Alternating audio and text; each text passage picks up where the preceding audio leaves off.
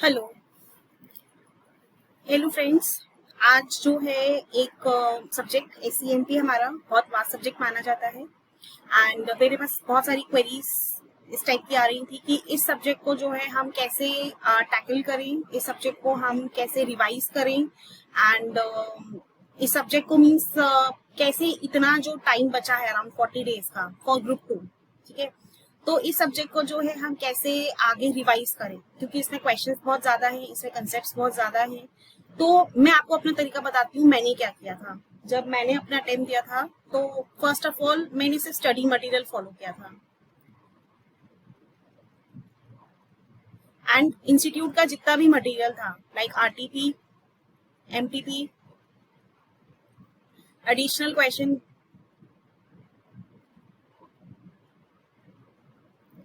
And case study digest.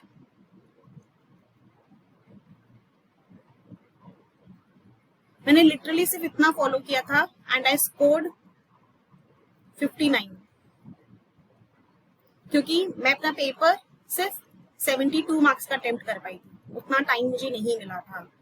लेकिन जब मैंने ये 72 मार्क्स का स्कोर किया था आई वॉज डेड श्योर कि मेरे मार्क्स अच्छे आएंगे। ठीक है, तो मैं आपको अपना कंसेप्ट बताती हूँ। मैंने क्या कर दिया था, मैंने एक उसमें क्वेश्चंस लिख दिए थे एंड इधर ये आपका अपडेटेड है। ठीक है, मैंने इंडेक्स में क्वेश्चन कितने नंबर ऑफ क्वेश्चंस उस चैप्टर में है एंड एक तरफ उस चैप्टर में कितनी केस स्टडीज है, मैंने ये नोट डाउन कर लिया था। प्लस उसी पेज पे मैंने अपने ही रिमेम्बरेंस के लिए केस स्टडी में, केस स्टडी जो केस डाइजेस्ट, उसमें केस स्टडी में कितनी केस स्टडीज हैं, केस सिनेरियोस कितने हैं, स्किल बेस्ड असेसमेंट्स कितने क्वेश्चंस हैं, प्लस एडिशनल रिसोर्सेज के नाम से टैब्स हैं इंस्टीट्यूट की वेबसाइट पे, तो उसमें कितनी केस सिनेरियोज हैं और उसमें कितना जो है स्किल बेस्ड असेसमेंट के क्वेश्चंस हैं, ये मैंने टोटल कर लिया था। And I got to know कि टोटल क्वेश्चंस जो इंस्टीट्यूट में study material, case digest, skill based assessment, आपका एडिशनल रिसोर्सेज, इन सबको मिला के इंस्टीट्यूट ने 284 क्वेश्चंस जो है अभी तक हमें जो है दिए हैं to practice, other than RTPs, MTPs या पास्ट ईयर क्वेश्चंस। ये अलग है, अगर इनमें कोई नया क्वेश्चन, नया कंसेप्ट कुछ टेस्ट हो रहा है तो दोज आर डिफरेंट। ठीक है, मैंने क्या सोचा 284, अच्छा 284 में आप इसमें जो है if you go through chapter wise, ठीक है, तो कुछ चैप्टर्स काफी इजी है, जैसे कि हमारा ये budgetary control, this is an easy chapter. Standard costing, अगर आपकी अंडरस्टैंडिंग बहुत अच्छी है, मींस यू नो कैसे हम वेरिएंस निकालते हैं, what is the process of variances, ठीक है, तो standard costing is an easy chapter. हाँ, लेकिन अगर आपको वो वेरिएंसेस को समझने में प्रॉब्लम होती है तो ये थोड़ा सा कॉम्प्लेक्स हो जाता है, बट स्टिल लुकिंग एट एससीएमपी का कोर्स या syllabus, standard costing is an easy mark scoring topic. ये आगे उसके अलावा मुझे जो पर्सनली चैप्टर्स इजी लगते थे और मुझे लगता था कि हाँ इनमें जो है कंसेप्ट एंड चीजें जो है मैं मैनेज कर सकती हूँ। डिसीजन मेकिंग एंड ये वाला जो चैप्टर था ना, एक ये decision making, pricing decision and ये डिविजनल ट्रांसफर प्राइसिंग, ये मुझे बहुत बल्कि से चैप्टर लगते थे। मुझे लगता था ना कि ये चैप्टर्स जो है एंड नहीं हो रहे हैं, whenever I use to sit, तो इनमें मुझे बहुत टाइम लगता था। तो मैंने इनका क्या कर दिया था, मैंने इन तीनों को टोटल कर दिया था। This is like 21 + 9 + 15, these are 45 question है इनमें। ठीक है, मेरा एक बहुत सिंपल सा टारगेट था, इसके मैं रोज 2 क्वेश्चन करूंगी, मैं उसके अलावा इसको मेरे को टच ही नहीं करना है, मेरे को स्पेशली इस चैप्टर को कभी टाइम नहीं देना इन 3 चैप्टर्स में से। ठीक है, एंड उसके अलावा total per day I will solve 6 questions and 6 case studies. अब ये केस स्टडी भी हो सकती है, ये केस सिनेरियोज भी हो सकता है और ये स्किल बेस्ड असेसमेंट भी हो सकते हैं। ठीक है, तो मैं 6 क्वेश्चन और 6 वट एवर द बोलते ना जो भी मेरे सामने आएगा, केस स्टडी आएगा, केस सिनेरियो या skill based assessment, per day मैं सिर्फ ये 12 करूंगी, उसके अलावा मैं कुछ नहीं करने वाली हूँ। I will not touch anything. And ये 6 में से आई वॉज डेड श्योर कि 2 मेरे ये डिसीजन मेकिंग, प्राइसिंग डिसीजन और डिविजनल ट्रांसफर प्राइसिंग में से क्वेश्चन होंगे। अगर आप इसको 284 को डिवाइड बाय 12 करो तो ये आ जाएगा around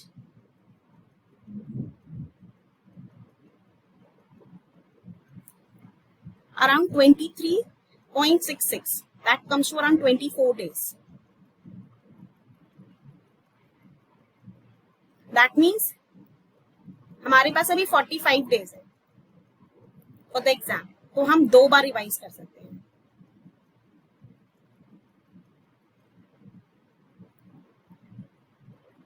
Because when you go through these 284 questions, याद रखना है अगर कोई क्वेश्चन रिपीट हो रहा है तो हमें उस क्वेश्चन के आगे आर लिख देना है. ऐसे करके हम आर लिख देंगे.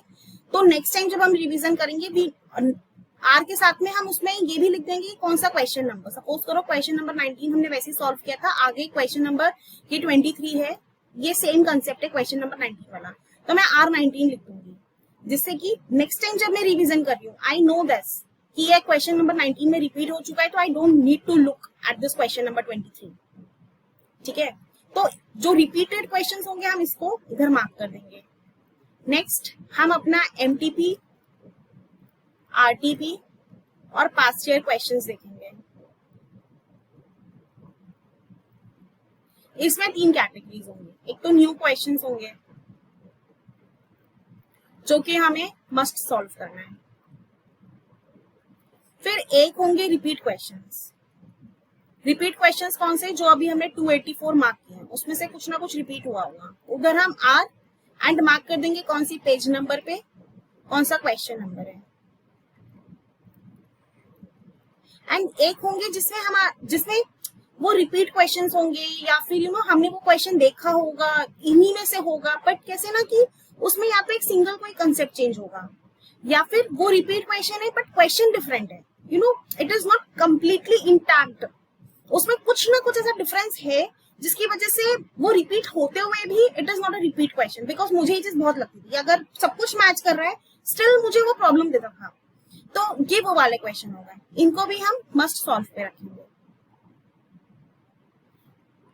तो within 25 days, yes this is a elaborative plan. मैं ये नहीं बोलती हूँ कि 7 डेज में SCMP कंप्लीट कर लो, because you have rest 3 subjects and group 2 में रेस्ट 3 सब्जेक्ट्स में सबसे पहले आता है DT, your paper 6 and IDT. सारे जो है सब में सेक्शंस आ रहे हैं and you have to revise two sections at an equal level. तो आप ये नहीं कर सकते हो कि आप 7 दिन सिर्फ SCMP लेके बैठे हो एंड देन जो है आप DT ले रहे हो एंड देन आप IDT ले रहे हो एंड जब आप 1 महीने बाद फिर से SCMP उठा रहे हो तो आपको लग रहा है यार मैंने पढ़ा भी था क्या. ये चीज नहीं होनी चाहिए इसकी वजह से. तो 25 डेज में if you stick per day 4 to 4.5 hours, after 10 days you will have lots of confidence. मतलब कॉन्फिडेंस एकदम बहरा होगा. एंड ट्रस्ट मी, ये जो मैंने जो एक एवरेज दिया है 12 क्वेश्चंस का, जरूरी नहीं है कि बोलते ना 12 क्वेश्चंस में आपको 4 आवर्स लगे ही, या फिर कभी ऐसा हो सकता है कि इन 12 आवर्स में आपको 6 आवर्स लग गए.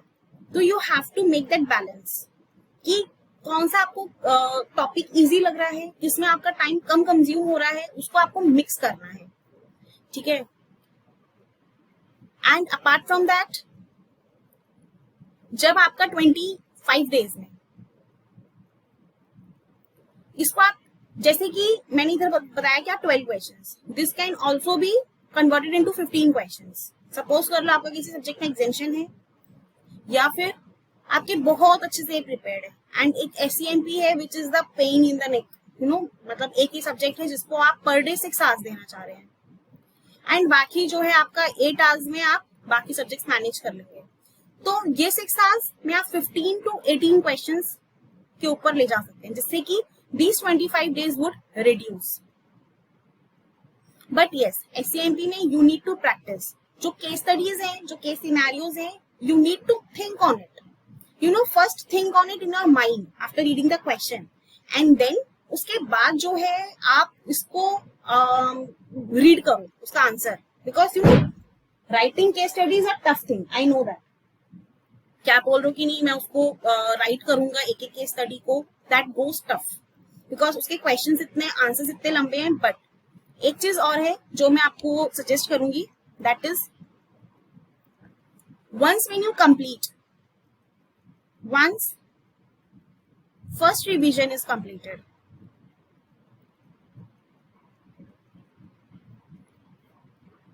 write mock. I don't say कि आपको कोई स्पेशल मॉक टेस्ट लेनी परचेज करने की जरूरत है, इंस्टीट्यूट का मॉक उठा लो, that will give you an experience, या फिर आईसीआई के पास पेपर्स उठा लो. तो इन समरी अगर मैं बात करूं तो हम बोल रहे हैं कि हमें next 25 days, that is with in April,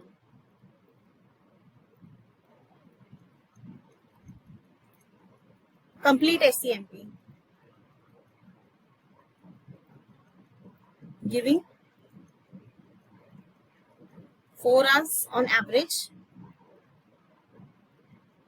solving 6 questions and 6 case studies on daily basis. ठीक है. This 6 questions में बाइफर्केशन ये है, 2 questions from decision making,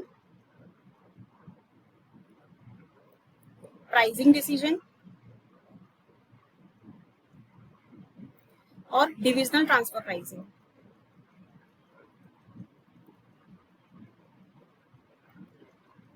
and rest you can go with sequence. And this case studies, this also as per your this sequence. All you need is 4 hours daily. The big mantra is this.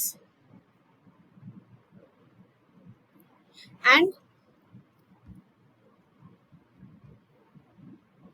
once you complete this process, write mock या past year papers. जब आप second revision कर रहे होगे ना, second revision, तो उसमें difference क्या होगा? You won't be having 284 questions, नहीं, तब नहीं होंगे आपके पास. रीजन, उसमें से कुछ बहुत इजी क्वेश्चंस होंगे, वेरी इजी क्वेश्चंस, वो स्ट्राइक एंड ऑफ हो चुके होंगे. You won't refer them because you know those were only the questions to complete your conceptual understanding. ठीक है. कुछ क्वेश्चंस ऐसे होंगे जो रिपीटेड होंगे, आप उसको भी स्ट्राइक एंड ऑफ कर दोगे.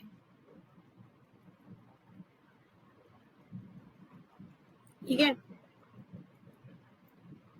तो उसके अलावा जो क्वेश्चंस बचेंगे, plus you need to go with past year papers, RTP, MTP, that's it.